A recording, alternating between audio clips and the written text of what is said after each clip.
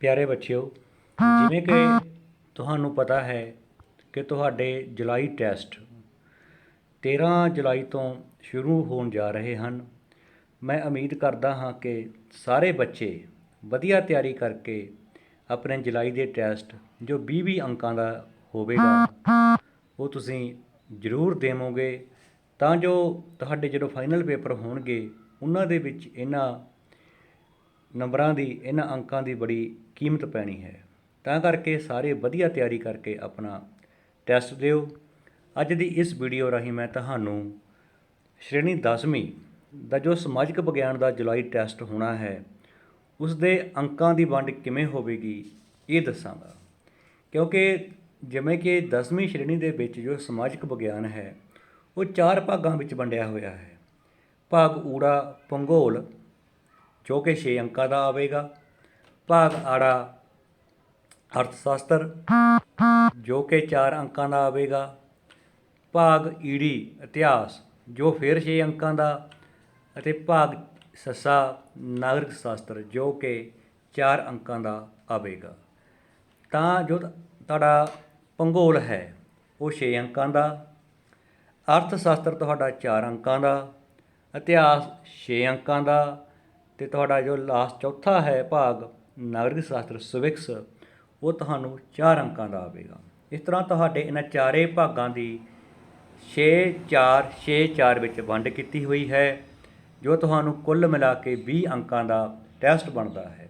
ਤਾਂ ਭੂਗੋਲ ਤੁਹਾਡੀ ਭੂਗੋਲ ਹੈ, ਭੂਗੋਲ ਦੇ ਤੁਹਾਨੂੰ 6 ਅੰਕਾਂ ਦਾ ਪੇਪਰ ਆਵੇਗਾ, ਜਿਸ ਦੇ ਵਿੱਚ ਤੁਹਾਨੂੰ 3 ਕੁਐਸਚਨ ਤਾਂ ਛੋਟੇ ਆਉਣਗੇ। ਛੋਟੇ ਭਾਵ 1-1 ਅੰਕਾਂ ਦੇ, ਉਹ ਤਿੰਨੇ ਹੀ ਕਰਨੇ ਲਾਜ਼ਮੀ ਹਨ। ਉਹ ਤਿੰਨੋਂ ਹੀ ਕਰਨੇ ਲਾਜ਼ਮੀ ਹਨ, ਤਿੰਨੋਂ ਹੀ ਉਹ 1-1 ਅੰਕ ਦੇ ਹੋਣਗੇ। ਜਿਵੇਂ ਕਿ ਪਹਿਲਾ, ਖੇਤਰਫਲ ਦੇ ਅਨੁਸਾਰ ਭਾਰਤ ਦਾ ਸੰਸਾਰ ਵਿੱਚ ਕਿੰਨਵਾਂ ਸਥਾਨ ਹੈ। ਖੇਤਰਫਲ ਦੇ ਹਿਸਾਬ ਨਾਲ ਭਾਰਤ ਦਾ ਸੰਸਾਰ ਦੇ ਵਿੱਚ 7ਵਾਂ ਸਥਾਨ ਹੈ। ਭਾਰਤ ਦੇ ਕੁੱਲ ਖੇਤਰਫਲ ਦੀ ਭੌਤਿਕ ਇਕਾਈਆਂ ਅਨੁਸਾਰ ਵੰਡ ਵਿੱਚ ਪਰਬਤੀ ਭਾਗ ਕਿੰਨੇ % ਹਨ? ਕਿੰਨੇ ਹਨ? 10.7। ਜੇਕਰ ਅਸੀਂ ਭੌਤਿਕ ਇਕਾਈਆਂ ਦੇ ਅਨੁਸਾਰ ਦੇਖੀਏ ਤਾਂ ਜੋ ਪਰਬਤੀ ਭਾਗ ਹੈ ਉਹ 10.7% ਆ ਜਾਂਦਾ ਹੈ। ਟਰਾਂਸ ਹਿਮਾਲਿਆ ਦੀਆਂ ਮੁੱਖ ਚੋਟੀਆਂ ਦੇ ਨਾਂ ਦੱਸੋ। ਜਾਸਕਰ, ਕਾਰਾਕੋਰਮ, ਲੱਦਾਖ ਅਤੇ ਕੈਲਾਸ਼। ਇਹ ਜੋ ਤੁਹਾਡਾ ਆਪਣਾ ਟਰਾਂਸ ਹਿਮਾਲਿਆ ਹੈ, ਸਭ ਤੋਂ ਉੱਪਰਲਾ ਭਾਗ ਹੈ ਹਿਮਾਲਿਆ ਦਾ, ਉਸ ਦੇ ਵਿੱਚ ਜਾਸਕਰ, ਕਾਰਾਕੋਰਮ, ਲੱਦਾਖ ਅਤੇ ਕੈਲਾਸ਼ ਆਦਿ ਪਰਬਤ ਸ਼੍ਰੇਣੀਆਂ ਮੁੱਖ ਚੋਟੀਆਂ ਆਉਂਦੀਆਂ ਹਨ। ਨੰਬਰ 2, ਇਹ ਤੁਹਾਨੂੰ 2 ਕੁਐਸਚਨ ਆਉਣਗੇ ਜਿਨ੍ਹਾਂ ਵਿੱਚੋਂ ਤੁਸੀਂ ਇੱਕ ਕਰਨਾ ਹੈ ਜੋ ਕਿ 3 ਅੰਕਾਂ ਦਾ ਹੋਵੇਗਾ। ਜਿਵੇਂ ਕਿ ਭਾਗ ਪਹਿਲੇ ਵਿੱਚ ਦੇਖਿਆ 3 ਕੁਐਸਚਨ ਆਏ, ਉਹ ਤਿੰਨੇ ਹੀ 1-1 ਅੰਕਾਂ ਦੇ ਹਨ, ਭਾਵ 3 ਅੰਕਾਂ ਦੇ। ਅਤੇ ਭਾਗ ਜੋ ਨੰਬਰ 2, ਇਸ ਵਿੱਚ ਤੁਹਾਨੂੰ 2 ਕੁਐਸਚਨ ਆਉਣਗੇ, ਤੁਸੀਂ ਨੇ ਇੱਕ ਕੁਐਸਚਨ ਕਰਨਾ ਹੈ ਜੋ 50 ਤੋਂ 60 ਸ਼ਬਦਾਂ ਦੇ ਵਿੱਚ ਲਿਖਣਾ ਹੈ। ਜਿਵੇਂ ਕਿ ਪਹਿਲਾ ਕੁਐਸਚਨ ਹੈ, ਜਦੋਂ ਅਰੁਣਾਚਲ ਪ੍ਰਦੇਸ਼ ਵਿੱਚ ਅਜੇ ਸੂਰਜ ਨਿਕਲ ਹੀ ਰਿਹਾ ਹੁੰਦਾ ਹੈ ਤਾਂ ਗੁਜਰਾਤ ਵਿੱਚ ਅਜੇ ਰਾਤ ਹੁੰਦੀ ਹੈ, ਵਿਆਖਿਆ ਕਰੋ। ਇਹਦਾ ਕਾਰਨ ਕੀ ਹੈਗਾ? ਕਾਰਨ ਕੀ ਹੈਗਾ? ਅਰੁਣਾਚਲ ਪ੍ਰਦੇਸ਼ ਪੂਰਬ ਵਿੱਚ ਹੈ ਅਤੇ ਗੁਜਰਾਤ ਜਾਂ ਸੌਰਾਸ਼ਟਰ ਕਹਿ ਲਓ ਇਹ ਪੱਛਮ ਵਿੱਚ ਹੈ। ਦੋਹਾਂ ਦੇ ਵਿਚਕਾਰ ਜੋ ਦਿਸ਼ਾਂਤਰੀ ਫਰਕ ਹੈ ਉਹ ਲਗਭਗ 30 ਡਿਗਰੀ ਹੈ, ਜੋ ਲਗਭਗ 30 ਡਿਗਰੀ ਹੈ, ਕਿਉਂਕਿ ਜੋ ਭਾਰਤ ਦਾ ਵਿਸਤਾਰ ਹੈ ਉਹ 68 ਡਿਗਰੀ 7 ਮਿੰਟ ਤੋਂ ਲੈ ਕੇ 97.25 ਡਿਗਰੀ ਪੂਰਬ 68.7 ਤੋਂ ਸ਼ੁਰੂ ਹੁੰਦਾ ਹੈ ਅਤੇ 97 ਡਿਗਰੀ 25 ਮਿੰਟ ਤੱਕ ਜਾਂਦਾ ਹੈ, ਜੋ ਕਿ ਲਗਭਗ 30 ਮਿੰਟ ਬਣ ਜਾਂਦਾ ਹੈ।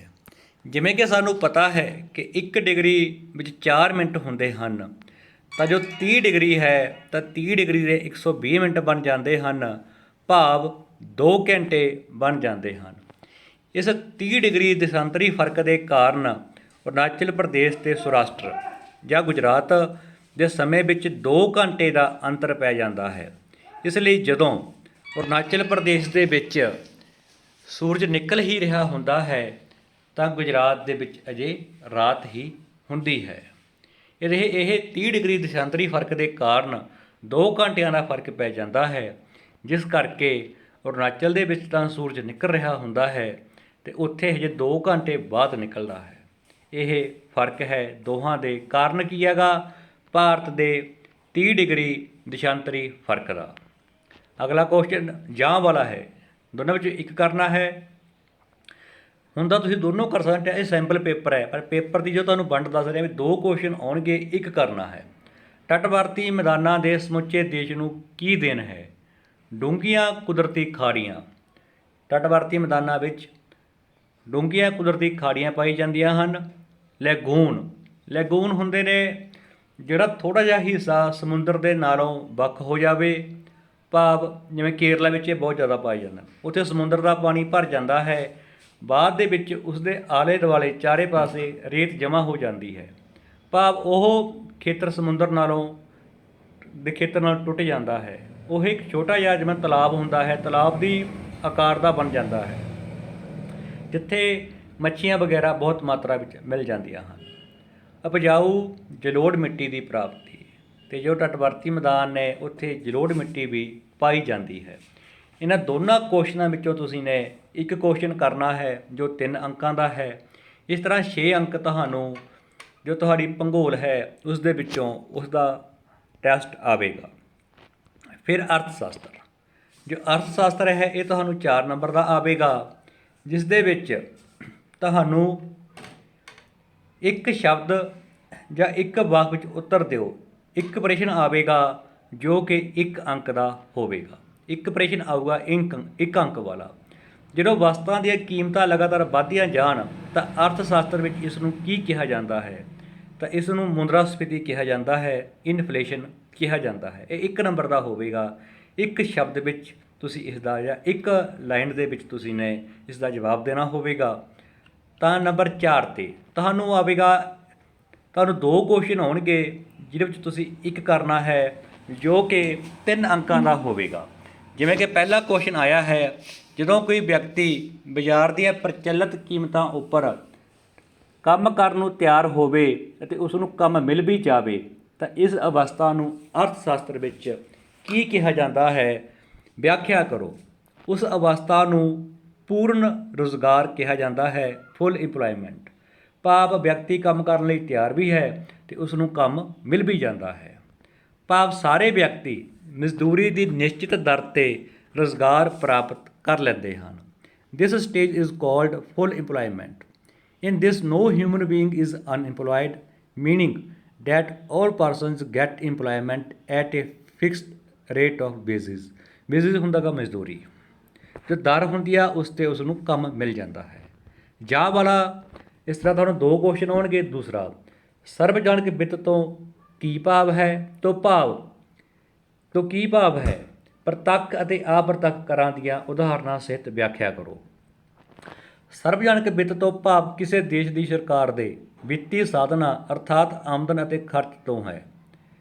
ਸਰਵਜਨਕ ਵਿੱਤ ਕੀ ਹੁੰਦਾ? ਜੋ ਕਿਸੇ ਦੇਸ਼ ਦੇ ਆਮਦਨ ਅਤੇ ਖਰਚ ਹੁੰਦੇ ਹਨ ਉਹਨਾਂ ਦਾ ਵੇਰਵਾ ਰੱਖਿਆ ਜਾਂਦਾ ਹੈ, ਉਸ ਸ਼ਾਖਾ ਨੂੰ ਸਰਵਜਨਕ ਵਿੱਤ ਵਿਭਾਗ ਕਿਹਾ ਜਾਂਦਾ ਹੈ। ਪ੍ਰਤੱਖ ਕਰ, ਇਹ ਕਰ ਉਸੇ ਵਿਅਕਤੀ ਦੁਆਰਾ ਦਿੱਤਾ ਜਾਂਦਾ ਹੈ ਜਿਸ ਉੱਪਰ ਲਗਾਇਆ ਜਾਂਦਾ ਹੈ, ਜਿਵੇਂ ਆਮਦਨ ਕਰ ਜਾਂ ਸੰਪੱਤੀ ਕਰ, ਇਨਕਮ ਟੈਕਸ ਜਾਂ ਪ੍ਰੋਪਰਟੀ ਟੈਕਸ। ਇਹ ਉਹੀ ਵਿਅਕਤੀ ਦਿੰਦਾ ਹੈ ਜਿਸ 'ਤੇ ਇਹ ਲਗਾਇਆ ਜਾਂਦਾ ਹੈ, ਕਿਉਂਕਿ ਜਿਸ ਦੀ ਪ੍ਰੋਪਰਟੀ ਹੈ ਟੈਕਸ ਤਾਂ ਉਹੀ ਭਰੂਗਾ ਨਾ, ਦੂਸਰਾ ਕਿਉਂ ਭਰੂਗਾ? ਅਤੇ ਜੋ ਆਮਦਨ ਕਰਦਾ ਹੈ ਇਹ ਵੀ ਉਸੇ ਨੂੰ ਭਰਨਾ ਪਵੇਗਾ। ਜਿਵੇਂ ਦੁਕਾਨਦਾਰ ਹਰ ਸਾਲ ਰਿਟਰਨ ਭਰਦੇ ਹਨ, ਜੋ ਵੀ ਕਮਾਈ ਕਰਦਾ ਹੈ ਉਸ ਨੂੰ ਹਰ ਸਾਲ ਰਿਟਰਨ ਭਰਨੀ ਪੈਂਦੀ ਹੈ ਟੈਕਸ ਦੇ ਰੂਪ ਵਿੱਚ। ਅਪ੍ਰਤੱਖ ਕਰ, ਇਹ ਕਰ ਇਨਡਾਇਰੈਕਟ ਟੈਕਸ, ਇਹ ਕਰ ਲਗਾਇਆ ਤਾਂ ਇੱਕ ਵਿਅਕਤੀ ਉੱਤੇ ਜਾਂਦਾ ਹੈ ਪਰ ਅੰਸ਼ਿਕ ਭਾਵ ਉਸ ਦਾ ਕੁਝ ਹਿੱਸਾ ਜਾਂ ਸੰਪੂਰਨ ਰੂਪ ਵਿੱਚ ਭੁਗਤਾਨ ਦੂਜੇ ਵਿਅਕਤੀ ਦੁਆਰਾ ਕੀਤਾ ਜਾਂਦਾ ਹੈ, ਜਿਵੇਂ ਵਿਕਰੀ ਕਰ, ਮਨੋਰੰਜਨ ਕਰ, ਭਾਵ ਲਗਾਇਆ ਇੱਕ ਵਿਅਕਤੀ 'ਤੇ ਜਾਂਦਾ ਪਰ ਸਾਰੇ ਕੁਝ ਨਾ ਕੁਝ ਉਹਦਾ ਹਿੱਸਾ ਅੱਗੇ ਭਰਦੇ ਹਨ, ਜਿਵੇਂ ਵਿਕਰੀ ਕਰ ਹੋ ਜਾਂਦਾ ਹੈ ਜਾਂ ਐਂਟਰਟੇਨਮੈਂਟ ਕਰ ਹੋ ਜਾਂਦਾ ਹੈ। ਸਾਰੇ ਜਦੋਂ ਅਸੀਂ ਕਿਸੇ ਥੀਏਟਰ ਦੇ ਵਿੱਚ ਫਿਲਮ ਦੇਖਣ ਜਾਂਦੇ ਹਾਂ ਤਾਂ ਉਸ ਦੀ ਜੋ ਪਰਚੀ ਹੁੰਦੀ ਹੈ, ਉਸ ਜਾ ਕੇ ਟਿਕਟ ਲੈਂਦੇ ਹਾਂ, ਉਸ ਉੱਤੇ ਬਾਕਾਇਦਾ ਲਿਖਿਆ ਹੁੰਦਾ ਹੈ ਕਿ ਇੰਨੇ % ਤੁਹਾਨੂੰ ਟੈਕਸ ਪੈ ਰਿਹਾ, ਤਾਂ ਉਹ ਸਾਰਾ ਅਪ੍ਰਤੱਖ ਕਰ ਹੁੰਦਾ ਹੈ। ਲਗਾਇਆ ਤਾਂ ਇਕੱਠਾ ਜਾਂਦਾ ਹੈ, ਪਰ ਅਸੀਂ ਉਸ ਦਾ ਕੁਝ ਨਾ ਕੁਝ ਸਾਰੇ ਜਾਣੇ ਜੋ ਵੀ ਜਾਂਦੇ ਹਾਂ ਵਿਕਰੀ ਕਰ ਕਿਸੇ ਅਸੀਂ ਮਨੋਰੰਜਨ ਕਰਨ ਜਾਂਦੇ ਹਾਂ ਤਾਂ ਉੱਥੇ ਸਾਨੂੰ ਇਹ ਟੈਕਸ ਦੇਣਾ ਪੈਂਦਾ ਹੈ। ਸਾਨੂੰ ਪਤਾ ਨਹੀਂ ਲੱਗਦਾ। ਜੇਕਰ ਅਸੀਂ ਕਦੇ ਟਿਕਟ ਚੈੱਕ ਕਰੀਏ ਤਾਂ ਟਿਕਟ ਦੇ ਉੱਤੇ ਬਾਕਾਇਦਾ ਲਿਖਿਆ ਹੁੰਦਾ ਹੈ ਕਿ ਤੁਹਾਡੀ ਇੰਨੇ ਰੁਪਏ ਦੀ ਟਿਕਟ ਹੈ ਅਤੇ ਤੁਸੀਂ ਇਸ ਉੱਤੇ ਇੰਨਾ ਟੈਕਸ ਭਰ ਰਹੇ ਹੋ। ਉਸ ਨੂੰ ਅਸੀਂ ਅਪ੍ਰਤੱਖ ਕਰ ਕਹਿੰਦੇ ਹਾਂ। ਜੇਕਰ ਤੁਸੀਂ ਕਦੇ ਜਾਓ ਕਿਸੇ ਥੀਏਟਰ ਦੇ ਵਿੱਚ ਜਾਓ ਜਾਂ ਕਿਸੇ ਸਰਕਸ ਦੇ ਵਿੱਚ ਜਾਓ ਤਾਂ ਜੋ ਤੁਹਾਡੀ ਟਿਕਟ ਹੋਊਗੀ ਅਤੇ ਟਿਕਟ ਦੇ ਉੱਤੇ ਚੰਗੀ ਤਰ੍ਹਾਂ ਕਦੇ ਹੁਣ ਦੇਖਿਓ, ਉਸ ਦੇ ਉੱਤੇ ਲਿਖਿਆ ਹੋਊਗਾ ਵੀ ਇੰਨਾ ਇਸ ਦੀ ਕੀਮਤ ਹੈ ਅਤੇ ਇਸ ਉੱਤੇ ਇੰਨਾ ਇਸ ਉੱਤੇ ਟੈਕਸ ਪੈ ਰਿਹਾ ਹੈ। ਇਸ ਤਰ੍ਹਾਂ ਤੁਹਾਡਾ ਇਹ 4 ਅੰਕਾਂ ਦੀ ਵੰਡ ਅਰਥ ਸ਼ਾਸਤਰ ਦੀ ਹੈ। ਇੱਕ ਕੁਐਸਚਨ 1 ਅੰਕ ਵਾਲਾ ਆਵੇਗਾ ਅਤੇ 2 ਕੁਐਸਚਨਾਂ ਵਿੱਚੋਂ ਇੱਕ ਕੁਐਸਚਨ ਕਰਨਾ ਹੋਵੇਗਾ 3 ਅੰਕਾਂ ਵਾਲਾ। ਅੱਗੇ ਇਤਿਹਾਸ, ਜੋ ਇਤਿਹਾਸ ਇਹ ਤੁਹਾਨੂੰ 6 ਅੰਕਾਂ ਦਾ ਆਵੇਗਾ। ਇਸ ਵਿੱਚ ਤੁਹਾਨੂੰ 3 ਕੁਐਸਚਨ 3 ਅੰਕਾਂ ਦੇ ਆਉਣਗੇ, 1 ਅੰਕਾਂ ਦੇ। ਜਿਵੇਂ ਕਿ ਲਿਖਿਆ ਹੋਇਆ, ਕਿਸ ਕਾਲ ਵਿੱਚ ਪੰਜਾਬ ਨੂੰ ਸਪਤ ਸਿੰਧ ਕਿਹਾ ਜਾਂਦਾ ਸੀ? ਵੈਦਿਕ ਕਾਲ ਵਿੱਚ ਕਿਹਾ ਜਾਂਦਾ ਸੀ। ਬਹਿਲੋਲ ਖਾਂ ਨੇ ਕਿਸ ਨੂੰ ਪੰਜਾਬ ਦਾ ਸੂਬੇਦਾਰ ਨਿਯੁਕਤ ਕੀਤਾ? ਤਤਾਰ ਖਾਂ ਨੂੰ। ਤਤਾਰ ਖਾਂ ਦਾ ਪੁੱਤਰ ਸੀ ਦੌਲਤ ਖਾਂ ਲੋਧੀ। ਉਹ ਅੱਗੇ ਬਹਿਲੋਲ ਲੋਧੀ ਨੇ ਤਤਾਰ ਖਾਂ ਨੂੰ ਪੰਜਾਬ ਦਾ ਸੂਬੇਦਾਰ ਨਿਯੁਕਤ ਕੀਤਾ।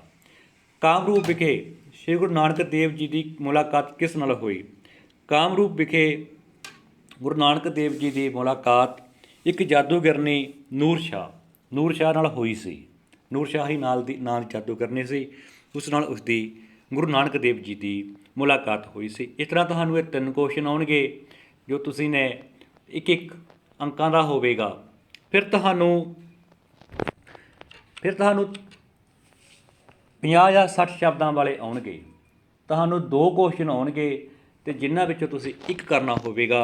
ਜਿਵੇਂ ਸੈਂਪਲ ਪੇਪਰ ਦੇ ਅਕੋਰਡਿੰਗ ਬਾਬਰ ਪਾਣੀਪਤ ਦੇ ਮੈਦਾਨ ਵਿੱਚ ਬਾਬਰ ਅਤੇ ਇਬਰਾਹਿਮ ਲੋਧੀ ਦੇ ਫੌਜ ਦੀ ਵਿਉਂਤਬੰਦੀ ਦੱਸੋ। ਦਿੱਲੀ ਦਾ ਸੁਲਤਾਨ ਜੋ ਲੋਧੀ ਸੀ, ਬਾਬਰ ਆਪ ਪਾਣੀਪਤ ਜਿੱਤਣ ਲਈ ਦਿੱਲੀ ਵੱਲ ਵਧਿਆ। ਉਸਨੇ ਪਾਣੀਪਤ ਪੁੱਜ ਕੇ ਆਪਣਾ ਭਰਾ ਕੀਤਾ। ਜੇਕਰ ਅਸੀਂ ਇੱਥੇ ਗੱਲ ਕਰੀਏ ਇਬਰਾਹਿਮ ਲੋਧੀ ਦੀ, ਦਿੱਲੀ ਦਾ ਸੁਲਤਾਨ ਇਬਰਾਹਿਮ ਲੋਧੀ ਵੀ ਉਸ ਦਾ ਮੁਕਾਬਲਾ ਕਰਨ ਲਈ 1 ਲੱਖ ਸੈਨਾ ਲੈ ਕੇ ਅੱਗੇ ਵੱਲ ਵਧਿਆ। ਉਸ ਦੀ ਸੈਨਾ 4 ਭਾਗਾਂ ਵਿੱਚ ਵੰਡੀ ਹੋਈ ਸੀ। ਅੱਗੇ ਰਹਿਣ ਵਾਲੀ ਸੈਨਿਕ ਟੁਕੜੀ, ਕੇਂਦਰੀ ਸੈਨਾ, ਖੱਬੇ ਅਤੇ ਸੱਜੇ ਦੀ ਸੈਨਾ ਦੇ ਅੱਗੇ 5000 ਹਾਥੀ ਸਨ। ਬੇਸ਼ੱਕ ਤੁਸੀਂ ਆਹ ਵਾਲਾ ਨਾ ਲਿਖਿਓ, ਜੋ ਇਹ ਵਾਲਾ ਪੈਰਾ ਤੁਸੀਂ ਕੱਟ ਸਕਦੇ ਹੋ, ਤੁਸੀਂ ਸਿੱਧਾ ਲਿਖ ਸਕਦੇ ਹੋ ਇਬਰਾਹਿਮ ਲੋਧੀ ਦੀ ਸੈਨਿਕ ਦੀ ਵਿਉਂਤਬੰਦੀ। ਤੁਸੀਂ ਸਿੱਧਾ ਲਿਖ ਸਕਦੇ ਹੋ ਇਬਰਾਹਿਮ ਲੋਧੀ ਕੋਲ 1 ਲੱਖ ਸੈਨਾ ਸੀ। ਉਸ ਦੀ ਸੈਨਾ 4 ਭਾਗਾਂ ਵਿੱਚ ਵੰਡੀ ਹੋਈ ਸੀ। ਅੱਗੇ ਰਹਿਣ ਵਾਲੀ ਸੈਨਿਕ ਟੁਕੜੀ, ਕੇਂਦਰੀ ਸੈਨਾ ਅਤੇ ਖੱਬੇ ਅਤੇ ਸੱਜੇ ਦੀ ਸੈਨਾ ਦੇ ਅੱਗੇ ਲਗਭਗ 5000 ਹਾਥੀ ਸਨ। Ibrahim Lodhi the sultan of Delhi also advance towards the him with a force of 1 lakh. ਇਸ ਤਰ੍ਹਾਂ ਤੁਸੀਂ ਜੋ ਉੱਪਰ ਵਾਲਾ ਪੈਰਾ ਇਹ ਕੱਟ ਸਕਦੇ ਹੋ। ਉਧਰ ਬਾਬਰ ਨੇ ਆਪਣੀ ਸੈਨਾ ਦੇ ਅੱਗੇ 700 ਬੈਲ ਗੱਡੀਆਂ ਖੜ੍ਹੀਆਂ ਕੀਤੀਆਂ। ਉਸਨੇ ਉਹਨਾਂ ਬੈਲ ਗੱਡੀਆਂ ਨੂੰ ਚਮੜੇ ਦੇ ਰੱਸਿਆਂ ਨਾਲ ਬੰਨ੍ਹ ਦਿੱਤਾ। ਬੈਲ ਗੱਡੀਆਂ ਦੇ ਪਿੱਛੇ ਤੋਪਖਾਨਾ ਸੀ। ਤੋਪਾਂ ਦੇ ਪਿੱਛੇ ਆਗੂ ਸੈਨਿਕ ਟੁਕੜੀ ਅਤੇ ਕੇਂਦਰੀ ਸੈਨਾ, ਸੱਜੇ ਅਤੇ ਖੱਬੇ ਤੁਲਗੁਮਾ ਦਸਤੇ, ਸਭ ਤੋਂ ਪਿੱਛੇ ਬਹੁਤ ਸਾਰੀ ਘੋੜਸਵਾਰ ਸੈਨਾ ਛੁਪਾ ਕੇ ਰੱਖੀ ਹੋਈ ਸੀ। ਬਾਬਰ 1 ਹਫ਼ਤਾ ਚੁੱਪਚਾਪ ਬੈਠਾ ਰਿਹਾ। ਇਸ ਤਰ੍ਹਾਂ ਇਹ ਉਹਨਾਂ ਦੀ ਸੈਨਿਕ ਵਿਉਂਤਬੰਦੀ ਸੀ। ਦੋਨਾਂ ਵਿੱਚੋਂ 1 ਕੁਐਸਚਨ ਕਰਨਾ ਹੈ। ਦੂਸਰਾ ਕੁਐਸਚਨ, ਸ਼੍ਰੀ ਗੁਰੂ ਨਾਨਕ ਦੇਵ ਜੀ ਨੇ ਮੁੱਢਲੇ ਜੀਵਨ ਵਿੱਚ ਕੀ ਕਿੱਤੇ ਅਪਣਾਏ? ਸਭ ਤੋਂ ਪਹਿਲਾਂ ਘਰ ਦੀਆਂ ਮੱਝਾਂ ਚਰਾਉਣ ਦਾ ਕੰਮ, ਫਿਰ ਘਰ ਦੀ ਖੇਤੀਬਾੜੀ ਦਾ ਕੰਮ, ਫਿਰ ਗੁਰੂ ਜੀ ਨੂੰ ਵਪਾਰ ਦੇ ਕੰਮ ਵਿੱਚ ਪਾਉਣ ਦਾ ਵੀ ਯਤਨ ਕੀਤਾ ਗਿਆ। ਇਹ ਤੁਹਾਡਾ ਇਤਿਹਾਸ ਦੀ ਵੰਡ ਹੈ। ਭਾਗ ਸੱਸਾ ਤੁਹਾਡਾ ਆਉਂਦਾ ਸਵਿਕਸ ਨਾਗਰਿਕ ਸ਼ਾਸਤਰ, ਇਹ ਤੁਹਾਨੂੰ 4 ਅੰਕਾਂ ਦੀ ਆਵੇਗੀ, ਜਿਸ ਵਿੱਚ ਤੁਹਾਨੂੰ 1 ਕੁਐਸਚਨ 1 ਨੰਬਰ ਦਾ ਆਵੇਗਾ, 1 ਅੰਕ ਦਾ ਆਵੇਗਾ ਅਤੇ 1 ਕੁਐਸਚਨ ਤੁਹਾਨੂੰ 3 ਅੰਕਾਂ ਦਾ ਆਵੇਗਾ। ਤਾਂ ਭਾਰਤ ਦੇ ਸੰਵਿਧਾਨ ਵਿੱਚ ਅਨੁਸਾਰ ਭਾਰਤ ਦੇ ਸਾਰੇ ਨਿਵਾਸੀਆਂ ਨੂੰ ਵਿਕਾਸ ਕਰਨ ਲਈ ਸਮਾਨ ਅਵਸਰ ਮਿਲਣਗੇ। ਗਰੀਬ ਅਮੀਰ ਵਿੱਚ ਪਾੜਾ ਘੱਟ ਕੀਤਾ ਜਾਵੇਗਾ ਅਤੇ ਕਿਸੇ ਦਾ ਸ਼ੋਸ਼ਣ ਨਹੀਂ ਕੀਤਾ ਜਾਵੇਗਾ। ਸੰਵਿਧਾਨ ਦੀ ਇਹ ਪ੍ਰਸਤਾਵਨਾ ਕਿਸ ਤਰ੍ਹਾਂ ਦੇ ਭਾਰਤ ਦੀ ਗੱਲ ਕਰਦੀ ਹੈ? ਸਮਾਜਵਾਦੀ। ਸਮਾਜਵਾਦ ਉਹ ਹੁੰਦਾ ਹੈ ਜਿਸ ਦੇ ਵਿੱਚ ਆਰਥਿਕ ਅਤੇ ਸਮਾਜਿਕ ਪੱਖੋਂ ਸਾਰੇ ਲੋਕਾਂ ਨੂੰ ਬਰਾਬਰ ਸਮਝਿਆ ਜਾਂਦਾ ਹੈ। ਭਾਵ ਸਮਾਜਿਕ ਕਿਸੇ ਨਾਲ ਭੇਦਭਾਵ, ਜਾਤ ਪਾਤ, ਲਿੰਗ, ਧਰਮ ਦੇ ਆਧਾਰ 'ਤੇ ਭੇਦਭਾਵ ਨਹੀਂ ਕੀਤਾ ਜਾਵੇਗਾ। ਆਰਥਿਕ ਪੱਖੋਂ ਜ਼ਿਆਦਾ ਜੋ ਅਮੀਰੀ ਗਰੀਬੀ ਦਾ ਫਾਸਲਾ ਹੈ ਉਹ ਜ਼ਿਆਦਾ ਨਹੀਂ ਹੋਵੇਗਾ। ਇਸ ਤਰ੍ਹਾਂ ਭਾਰਤ ਦੀ ਜੋ ਪ੍ਰਸਤਾਵਨਾ ਹੈ ਉਹ ਸਮਾਜਵਾਦ ਦੀ ਗੱਲ ਕਰਦੀ ਹੈ। ਫਿਰ ਤੁਹਾਨੂੰ 2 ਕੁਐਸਚਨ ਆਉਣਗੇ 3 ਅੰਕਾਂ ਦੇ, ਜਿਨ੍ਹਾਂ ਵਿੱਚੋਂ ਇੱਕ ਕਰਨਾ ਹੈ। 3 ਅੰਕਾਂ ਦਾ ਇੱਕ ਕੁਐਸਚਨ ਕਰਨਾ ਹੈ ਪਰ 2 ਹੋਣਗੇ। ਭਾਰਤ ਦਾ ਸੰਵਿਧਾਨ ਲਚਕੀਲਾ ਅਤੇ ਕਠੋਰ ਦੋਵੇਂ ਹੈ, ਕਿਵੇਂ? ਲਚਕੀਲੇ ਸੰਵਿਧਾਨ ਨੂੰ ਕਿਸੇ ਵੀ ਸਧਾਰਨ ਬਹੁਮਤ ਨਾਲ ਬਦਲਿਆ ਜਾ ਸਕਦਾ ਹੈ। ਕਠੋਰ ਸੰਵਿਧਾਨ ਵਿੱਚ ਸੋਧ ਕਰਨ ਦਾ ਢੰਗ ਔਖਾ ਹੈ। ਭਾਰਤੀ ਸੰਵਿਧਾਨ ਦੋਵਾਂ ਦਾ ਮਿਸ਼ਰਣ ਹੈ। ਭਾਰਤੀ ਸੰਵਿਧਾਨ ਵਿੱਚ ਇਹ ਦੋਵੇਂ ਪਾਏ ਜਾਂਦੇ ਹਨ, ਲਚਕੀਲਾ ਵੀ ਕਠੋਰ ਵੀ। ਸ਼ੋਸ਼ਣ ਦੇ ਵਿਰੁੱਧ ਅਧਿਕਾਰ ਦੀ ਵਿਆਖਿਆ ਕਰੋ। ਭਾਰਤੀ ਸੰਵਿਧਾਨ ਵਿੱਚ ਮਨੁੱਖੀ ਦੁਰਵਿਵਹਾਰ ਕਰ ਲਿਓ ਇੱਥੇ। ਮਨੁੱਖੀ ਦੁਰਵਿਵਹਾਰ ਅਤੇ ਬਿਨਾਂ ਵੇਤਨ ਜਬਰੀ ਕੰਮ ਕਰਾਉਣ ਦੀ ਮਨਾਹੀ ਕੀਤੀ ਗਈ ਹੈ। ਮਨੁੱਖੀ ਦੁਰਵਿਵਹਾਰ ਅਤੇ ਬਿਨਾਂ ਵੇਤਨ ਕੰਮ ਕਰਾਉਣ ਦੀ ਮਨਾਹੀ ਕੀਤੀ ਗਈ ਹੈ। 14 ਸਾਲ ਤੋਂ ਘੱਟ ਭਾਵ ਬਾਲ ਮਜ਼ਦੂਰੀ ਦੀ ਵੀ ਮਨਾਹੀ ਹੈ। ਇਹ ਸ਼ੋਸ਼ਣ ਦੇ ਵਿਰੁੱਧ ਅਧਿਕਾਰ ਹੈ। ਦ ਇੰਡੀਅਨ ਕੌਂਸਟੀਟਿਊਸ਼ਨ ਪ੍ਰੋਹਿਬਿਟਸ ਹਿਊਮਨ ਟ੍ਰੈਫਿਕਿੰਗ, ਭਾਵ ਮਨੁੱਖੀ ਦੁਰਵਿਵਹਾਰ ਅਤੇ ਬਿਨਾਂ ਵੇਤਨ ਜਬਰੀ ਕੰਮ ਕਰਾਉਣ ਦੀ ਮਨਾਹੀ ਕੀਤੀ ਗਈ ਹੈ। 14 ਸਾਲ ਤੋਂ ਘੱਟ ਭਾਵ ਬਾਲ ਮਜ਼ਦੂਰੀ ਦੀ ਮਨਾਹੀ ਹੈ। ਇਹ ਸ਼ੋਸ਼ਣ ਦੇ ਵਿਰੁੱਧ ਅਧਿਕਾਰ ਹੈ, ਭਾਵ ਅਸੀਂ ਕਿਸੇ ਨਾਲ ਦੁਰਵਿਵਹਾਰ ਅਤੇ ਬਿਨਾਂ ਵੇਤਨ, ਬਿਨਾਂ ਪੈਸੇ ਦਿੱਤੇ ਕੰਮ ਨਹੀਂ ਕਰਾ ਸਕਦੇ। ਜੇਕਰ ਕਰਦੇ ਹਾਂ ਤਾਂ ਇਸ ਸ਼ੋਸ਼ਣ ਦੇ ਵਿਰੁੱਧ ਅਧਿਕਾਰ ਦੀ ਅਸੀਂ ਉਲੰਘਣਾ ਕਰ ਰਹੇ ਹਾਂ।